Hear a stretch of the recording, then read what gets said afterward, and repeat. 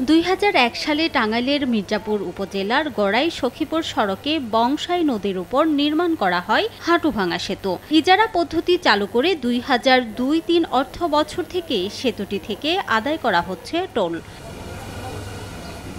সড়ক বিভাগের তথ্য মতে হাঁটুভাঙা সেতু নির্মাণে ব্যয় হয় প্রায় ৬.৫ কোটি টাকা, অথচ ২০০১-২ অর্থ বছর থেকে ২০১৮-১৯ অর্থ বছর পর্যন্ত সরকার সেতুর ইজারা থেকে ৯,৪৮,২০,৭৫০ টাকার রাজস্ব আদায় করেছে।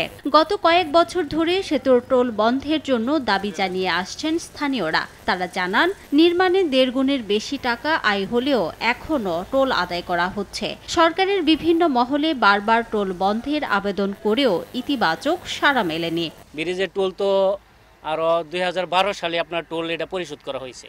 ব্রিজের যে কাজ কাম এটা ক্লিয়ার হয়েছে, তারপরে ইদারিংও টোল নিয়ে নিচ্ছে ২০-২৫ বছর ধরে নিতেছে টোলের ভাড়া।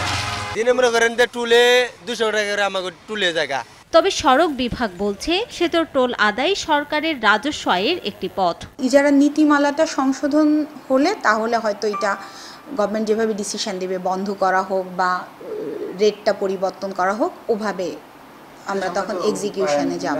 সড়ক বিভাগের তথ্য মতে শ্রেণীভেদে প্রতিবার সেতু পারাপারে প্রতিটি ট্রেইলার ১২৫ টাকা, বড় ট্রাক ১০০ টাকা, মাঝারি ট্রাক ৫০ টাকা, বড় বাস ৪৫ টাকা, মিনি ট্রাক ৪০ টাকা, মিনি বাস ২৫ টাকা, 4 হুইলার ২০ টাকা এবং মোটরসাইকেল ৫ টাকা হারে টোল পরিশোধ করে। সময় সংবাদ, টাঙ্গাইল।